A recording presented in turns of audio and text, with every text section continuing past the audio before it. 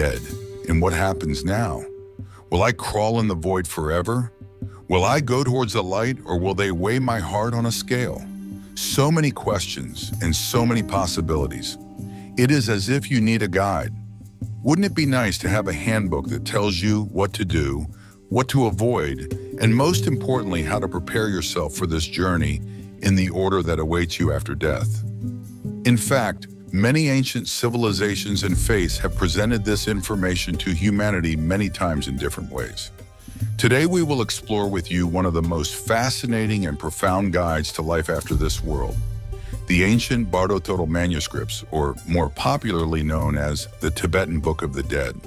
And although the book is a guide to the afterlife for the dead, you need to read and understand it while you are still alive so that you don't lose your way in the afterlife and create your own hell. Welcome to Find the Truth. Bardo Thodol, a teaching as old as Buddhism itself, maybe even older. It was through a chain of coincidences that this mysterious knowledge came to us. If you believe in coincidences, in the 8th century, the Tibetan sage and spiritual leader Padmasambhava would mentally prepare his disciples for perhaps the greatest unknown of all by transmitting ancient narratives about the path they should follow after death. But this great sage was not the author of the book. Bardo Thodol is a work of his teachings written down on scrolls. So even though the author was a Tibetan Buddhist, the origin of the knowledge is a mystery. This kind of knowledge was not something that was shared with everyone, and only those who walked this path had access to these libraries and knowledge. For hundreds of years, therefore, this precious scroll was kept in monasteries in the mountains of Tibet and passed down from teacher to student. Over time, it was forgotten on the dusty shelves of archives. After 600 years, a monk named Karma Lingpa, searching for the lost knowledge of his ancestors, found the scroll in a monastery in the mountains of Gampodar, in the corpus known as Therma, or secret teachings, and began to pass it on again. It was not until 600 years later that the work was presented to the world. Walter Geerling Evans, an anthropologist educated at Oxford University, met Lamakazi Dawa in Tibet after many years in Tibet and India. And when he shared his scrolls with Evans, hoping that his knowledge of the East would guide the developing West, it met the Western world. So the information I'm going to present to you today is actually in the category of secret knowledge that was only taught to Buddhist monks for thousands of years. By the way, I will leave a link in the description section for the closest translation of the book to the original. Anyone who wishes can access the work from there. So after this little preliminary information, let's finish with this world. Because in the end, this is a dream, and the real journey is about to begin in the other world. Although the first thing that comes to mind when we think of Bardo Thodol is a guide after death, the secret lies in the concept of Bardo. Bardo in Tibetan means the transition or intermediate state between two states. It's not just that cosmic space between death and rebirth. Every major change, every turning point in our lives is actually a Bardo. Even this moment I am breathing right now is a Bardo between the past and the future. The book specifically mentions 3 critical Bardos to guide our soul, our consciousness, to the other realm. The moment of death, the Chikai Bardo, the Chonyid Bardo, the confrontation with the nature of reality, and the Sidpa Bardo, the drift into rebirth. Each is both a great opportunity for enlightenment for the soul and an arena for confronting our own inner monsters. Imagine that you are in such a moment and in front of you is a light so bright, so all-encompassing that it seems to contain the secrets of existence. And behind you, the memories of the life you have just left are slowly dissolving into a blur. This is the moment of death. It is where Tibetan wisdom and the latest insights from research on returning from the dead converge. In this superspace moment, Tibetan Buddhism tells us that death is not just a medical event. Death is actually an incredible doorway. It is a divine threshold that leads to liberation or rebirth. Imagine that moment as your last breath slips away. Your heartbeat slows down and your physical senses become quiet. But your consciousness, freed from its earthly bonds, is more alive than ever. This is a doorway to unimaginable possibilities. Ancient texts call this clear light, a blindingly bright radiance that shines as the purest essence of the mind. Tibetan wisdom teaches its students that this light is not an illusion or a comforting hallucination. It is the truest reality itself. It is the ultimate nature of everything we have ever known. In this moment, you are given the opportunity to see the universe as it really is, without the filters of everyday life. And this is exactly where the stakes increase. If you can recognize this light as your own true essence, your own awareness, you can achieve ultimate liberation in a single moment. Think about it. Liberation from the cycle of life and death, the endless cycles of samsara, is possible. To reach a state of absolute freedom beyond anything we can comprehend, nirvana. But this moment is as fleeting as it is powerful. The experience of clear light lasts only a moment before it fades, and for many, the opportunity slips away like a dream from which you suddenly wake up. The unprepared, those who have not developed this awareness in life, may find the light overwhelming, even frightening. Instead of recognizing it as their nature, they perceive it as an external, unknown force. And with this fear comes withdrawal. It pulls consciousness deeper into the realms of the Bardo. It moves away from enlightenment and towards rebirth. Isn't it a very interesting and mysterious approach? It suggests that at the very end of life, at that last moment, you are offered one last opportunity to reach enlightenment, perhaps more powerful than any other moment in existence. This is the ultimate test of realization that even the most advanced initiates train their whole lives to face. But what if this event was something you could prepare for? What if the last moment of your life ended for you not with fear or confusion, but with clarity and liberation? This is the profound knowledge that the Book of the Dead reveals. Because according to the book, this opportunity is not unique to death. Tibetan masters teach that through deep meditation and spiritual practice, you can encounter reflections of clear light even while you are alive. These rare moments of transcendence are like training sessions that prepare you to finally face the moment of truth with strength and awareness. So how does one prepare for such a critical moment? Through mindfulness, meditation, and spiritual practice. This is why Tibetan Buddhist practitioners devote years, even lifetimes, to mastering the art of mindfulness. The more you develop this practice, the more ready you are for that final moment when you finally see the clear light as it really is. Yet for many, the journey does not end with the clear light. For those who are not yet ready to fully recognize it, the journey continues into the realms of intense and vivid experience. And here the projections of the mind take surreal forms, peaceful or eerie, reflecting our deepest fears, attachments, and desires. The journey continues with the Chonyid Bardo, the Bardo of visions, the confrontation with the nature of reality. The first moment you died, you missed that moment of nirvana, and your journey continues in the other realm. Now you have stepped deeper into the unknown beyond the light, and you are standing on what appears to be a divine stage. You are surrounded by luminous figures of radiant beauty and terrifying monsters of unimaginable power. You are surrounded by terrible chaos and peaceful beauty. But don't be afraid, because here is the trick. These beings are not separate from you. They are projections of your own mind. They are reflections of every secret fear, every secret longing, every unhealed wound. This second Bardo is the Bardo of visions, a journey into your own subconscious on a scale beyond anything you have ever experienced. A moment of confrontation with your deepest repressed and even forgotten truths about yourself. At this stage, the mind encounters peaceful or wrathful spirits that reveal the essence of everything you carry within you. The Bardo of visions does not only expose you to beautiful or monstrous visions, it shows you the deepest layers of who you are. Every peaceful god or being reflects your highest, most enlightened qualities. Every wrathful, terrifying being embodies the parts of you that you fear or deny. Every figure, every god and demon is a mirror and asks you, will you recognize them as parts of your own soul, or will you recoil in fear? Let's start with the calm and gentle souls. Imagine yourself surrounded by radiant beings radiating compassion, wisdom, and boundless peace. You may see Buddhas of light, angels, embodying the wisdom of pure awareness, or mirror-like clarity reflecting the perfect balanced potential of your mind. Now I'm going to interrupt. Remember that the book I'm telling you now is written for Buddhists. So Buddha plays an important role in their subconscious. If you are a Muslim, maybe angels will appear in that role for you too. Who knows? After all, Remember that these are just ancient teachings, but they are teachings to be paid attention to.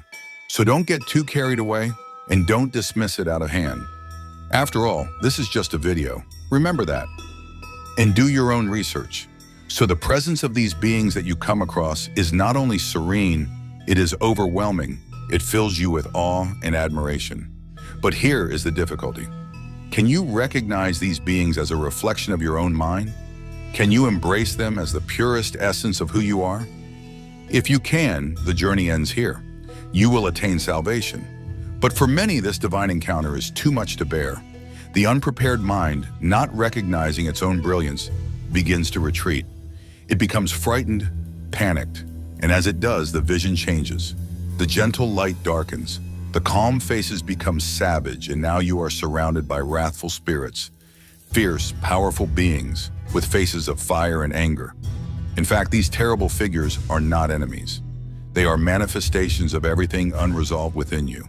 Anger, fear, jealousy, attachment. Do you understand the point of these encounters, this test? The second Bardo is not a test of faith or a punishment. It is just a moment of seeing and accepting the raw reality of your own mind. The Tibetan Book of the Dead teaches that peaceful and wrathful spirits are like shadows projected by your consciousness. You magnify what is within you. This critical moment, some say even a symbolic moment of judgment where your whole essence is put before you, is a confrontation with the self that offers the chance to overcome a lifetime of karmic baggage. In Islam, we are told that after death, at the moment of judgment, your sins and good deeds, your good deeds and bad deeds will be laid before you and you will be judged. And accordingly, you will go to heaven or hell. Now connect that moment with this narrative and ask yourself, do you want the Creator to throw you into hell where He will skin you like a judge? Or do you want to accept all your mistakes or not accept them and ego-wise? And then you will create the next stage yourself, good or bad. That's why I always tell you to look for the essence behind the symbolic narratives. I think they both describe a similar situation. It's just that one of them seems to put too much symbolism into it. But of course, this is my personal opinion. But I think Pir Sultan Abdal's beautiful quote takes on a different meaning here. Everyone takes their own wood to hell. As I said, I am sure you will realize many things better if you look at things with this approach, rather than overly symbolic. So why is this moment of self-judgment and acceptance important for us even now, while we are living? Because what you encounter in this Bardo reflects everything that you carry within you every day right now. These visions are not just for the dead, they are reflections of what lives inside you even now, shaping your choices, influencing your actions. The same anger, fear, compassion, and peace. The forces within you today are the forces you will encounter after death. This Bardo challenges you to face these forces now, while you have the chance to change and transform.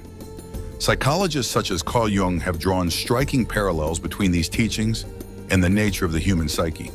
Jung saw the gods and demons in the Tibetan Book of the Dead as the accretions within us all, universal figures symbolizing our collective unconscious. Writing gods and demons are projections of the unconscious, powerful and inescapable until they are understood as parts of ourselves. This insight reminds us that we already live with these forces, whether we recognize them or not. They are not just visions of the afterlife. They are the strengths of our own consciousness waiting to be understood. Even you can test this in the simplest way. Go and ask the people around you how they describe God, not by rote, but as it comes to them. Some will describe him as very powerful, harsh, a deity to be feared, others as loving. Some will describe him as a combination of all of these. Then analyze that person a little according to those descriptions. Ask questions from their past. You will surely discover that subconscious traumas or accumulated knowledge play a role in this definition of the Creator. The second Bardo is not only about facing fear, it is also about integrating every part of your mind. Can you look at the darkest parts of yourself and see them with compassion? Can you face your fears, your anger, your insecurities without letting them control you? This is the path to liberation. The real test is to recognize that all these forces are projections of your mind, reflections of who you are. But there is also a warning here in the book. For those who do not recognize these entities as their own projections, the experience can be terrifying. The mind that does not grasp its own nature falls into the trap of its own projections. It mistakes its own creations for external threats. If one's faith is based on symbolic concepts and stories, one thinks that demons are coming to get him, that he will be tortured, and for the rest of his life, instead of understanding the essence of the essence, the balanced nature of duality, he gets lost in a nightmare of his own making because he cannot balance the work. And this is exactly where the stakes get even higher. If you don't recognize these projections as your own mind, you run the risk of being bound by attachments and aversions that you can't face, and you risk going further down the cycles of fear, illusion, and rebirth. So ask yourself sincerely, are you ready to see your soul, your essence, laid bare before you? Can you face and accept the best and darkest parts of yourself? And can you ask for forgiveness without ego for the mistakes you have made, consciously or unconsciously, and most of which you feel justified, and accept their responsibilities and consequences? Your answer to this question is very important, because according to the Tibetan Book of the Dead, the next step will go even deeper, and the choices made here will shape the nature of your existence. Welcome to the last step after death. Now imagine that you are drifting on a shapeless sea. Life as you knew it is gone. A force as magnetic as gravity is pulling you towards a new reality. You have entered the Bardo of rebirth, the third stage of the journey after death. In this realm, every thought, every unresolved emotion, every good and evil you have done, every karmic imprint becomes the guiding force that determines your next life. Your untethered consciousness is now a magnet. It attracts the elements that will shape your future existence. It is at this stage that the stakes are at their highest, because the next chapter of your soul is about to be written, and it is being written by the essence of who you are. So have you carried wood to your own hell, or have you carried sweet waters to your own heaven? This is the moment of divine judgment. But remember, there is no creator waiting to judge and punish you, because whatever you have done, you are setting up the new order in order to suffer or be rewarded for it in the next one. This is not a passive drift after death, but an intense, chaotic process of creation. Every choice, every desire, every hidden fear you have carried now comes to the surface and creates the reality that awaits you in the Bardo of rebirth. No filters, no escape. You are both the painter and the canvas. You are both the accused and the judge. You are preparing the blueprint of your rebirth by judging yourself according to the divine system. This is the realm where karma takes a concrete form, pulling you towards the life you are destined to enter, based on everything you have done and everything you have yet to resolve. Imagine yourself surrounded by a vortex of visions, faces, landscapes, even whole worlds, each one a potential path for your soul. These are not random images, but the sum total of your inner state. If you have developed kindness, self-awareness, and wisdom, the visions can be bright, inviting. They can give you a heavenly life full of opportunities where you can grow spiritually. But if fear, anger, and attachment prevail, the visions take a darker, more turbulent form and drag you into a life where you have to learn much harsher lessons and face the crimes of your past. This is not a test imposed by an outside force. It is a mirror of your own mind, showing you the culmination of your actions, intentions, and desires. This is the weight and the gift of free will. The rebellion that the Creator has punished me, that the devil has led me astray, cannot happen here. Because this is a moment where you make all the choices and you prepare your next life. And this is where things get even more intense. This Bardo also contains a simple truth. You cannot consciously choose a new life like you choose a pair of shoes. Your accumulated karma acts like a gravitational pull, with every action, thought, and intention guiding you towards a life that matches the current frequency of your soul. And even though your conscious mind is not directing, your essential essence takes control here. If you can maintain clarity, a calm awareness, you can still influence the outcome. If you can recognize every vision as a product of your mind, you can transcend the pull completely. The door of salvation is never closed until the last moment. They say that the door of repentance is open until the last moment. How similar is that approach? In Tibetan Buddhism, this process is not just about a belief in an afterlife. It's a reminder of how your actions matter now, in this life. Imagine if every good deed you do, every moment of awareness, shapes not only this life but countless lives to come. The third Bardo forces us to face a profound reality, that we are constantly creating the karma that will shape our soul's journey through our decisions and actions. But there is also this reality. How can you be liberated if you are trapped in patterns of fear, anger, and attachment?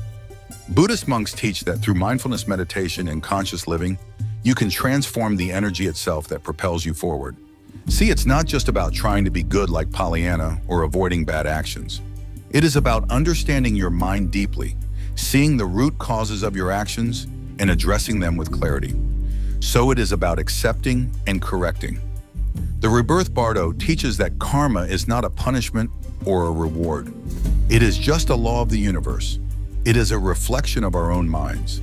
This third Bardo actually reveals the ultimate lesson. The power of your mind to create reality is not limited to life or death. It is a process that takes place every second, shaped by every choice you make. As you allow these ideas to settle, ask yourself, how much of your current life is shaped by conscious patterns? How often you act out of fear or habit instead of conscious decisions? Let me even ask the most piercing question. If you could change the sequence of your next life right now, what would you choose? And how would you begin to create it in this very moment? I think you need to think about that. Imagine preparing for the moment of death as the pinnacle, the most important journey of your life. Not a feared end, but an opportunity for a profound return. Some may find this approach too theatrical, but in fact it is a fundamental practice rooted in Tibetan Buddhism. It teaches that life is a training ground where every thought, action, and breath prepares us for that final transition. What do you think would happen if we could learn to manage and prepare for death with the same skill and awareness with which we manage life? One of the powerful practices at the center of this preparation is consciousness transfer, or puhava. This is a technique of taking control of the mind and making a conscious transition from panic at the moment of death to peace and freedom. This ancient technique is also one of the keys to finding inner calm and freedom, no matter what challenges life brings. And making it a part of your life will actually give you a lot of benefits in general. For example, imagine starting each day by remembering that life is precious yet fleeting. This simple awareness makes moments more vivid and choices more deliberate. Instead of dreading the end, embracing each day as a unique opportunity to grow, love, and experience. Buddhists believe that this daily reminder of impermanence creates tremendous resilience and clarity. So when that final moment comes, one is prepared, calm, and ready to let go, because he or she has already lived his or her whole life with the awareness of this end, focusing on the moment, not dwelling on the past or the future. Take Tonglen, one of Tibet's powerful compassion practices. Imagine breathing in the pain of others as you inhale and sending them love, peace, and healing as you exhale. As simple as it may seem, this meditation is a radical way of expanding the heart and dissolving self-centeredness. Tonglen not only helps us become a kinder person, it also breaks down barriers between ourselves and others. It helps us to see the interconnectedness of all beings. In Buddhism, compassion is not a nice-to-have luxury, but a basic necessity for navigating the Bardo, the transitional states after death. Because when facing visions after death, a heart full of love and understanding can transform fear into enlightenment. Think of mantras, ancient sound vibrations that have been repeated for thousands of years. These are not just words, but frequencies that align the mind with higher states of awareness. Now again, I remind you, this is an analysis of a Buddhism book, so you are seeing their cultural customs, so of course you can do that too. But in our country, this mantra thing is called Dekar, and the mentality is exactly the same. Anyway, friends, many people ask in the comments, what is the origin of prayer? What is the origin of worship? I will make those videos too, but know that most of them are just branches of the same roots with different forms. So when you watch this video, don't say, oh, these are his Buddhist prayers and beliefs. What do I care? Almost all of them are also present here, and almost all of them have their roots in the same place. When these Tibetan practices come together, they have the potential to completely reshape your perspective on life. When you start to see every moment as precious and every action as important, petty worries disappear and are replaced by a sense of purpose and focus. This is the true power of preparing for death while living. We are no longer at the mercy of fear or uncertainty. We are empowered, calm, and ready. And instead of taking a side and getting trapped, we make our own path with balance. In Tibetan Buddhism, death is a meticulously prepared spiritual journey. Bardo Thodol is like a compass for the soul on this journey, and the instructions to the dying person are clear. Don't be afraid of the bright light that appears. Embrace it. Realize that it is the natural brightness of your mind. Recognize the peaceful gods as compassionate manifestations, and the wrathful figures as reflections of your own inner fears and desires. In the modern world, which is becoming increasingly despiritualized and losing its essence, death is seen as a feared taboo. But what if it is precisely this avoidance that prevents us from living an authentic and profound life? Look, the book, The Dying, says repeatedly that death is the first step to a new and essential beginning, and that materialistic thoughts, attachments, will cause the human mind to be trapped in endless cycles of rebirth. This is not just Buddhist philosophy, but all faiths, all religions, for thousands of years. This life is just a reflection, an illusion. Don't be fooled by it. Humanity is becoming more and more trapped in a trap of ego, of self-centeredness. And society has interestingly begun to label those who want to get out of this jaws or who want to get others out as ignorant, bigoted, backward. Understand that those who make these insults are a chain, a prisoner of this cycle. All they want to do is to drag you down to that low level, because no one wants someone else to enjoy paradise while they are burning in their own hell, even if they themselves have fallen there. So change yourself first, then let anyone who is affected by you accompany you.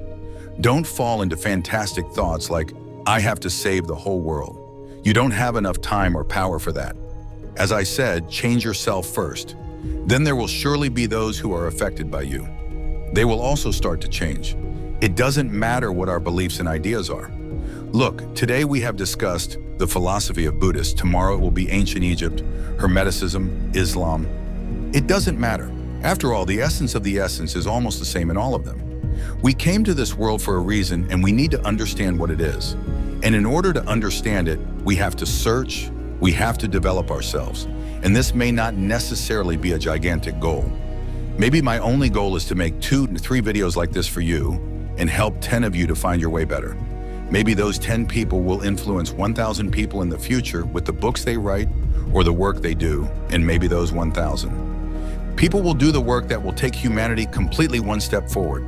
So don't see yourself in a camel's eye mirror or look down on yourself. Do your best and continue your journey, no matter where it ends up. Thank you all for watching the video. I think it was a very beautiful philosophy as an approach to the afterlife. I wanted to share it with you, and I hope you enjoyed it. If you like this kind of content, please don't forget to subscribe to the channel, like the videos, and share them with your circle.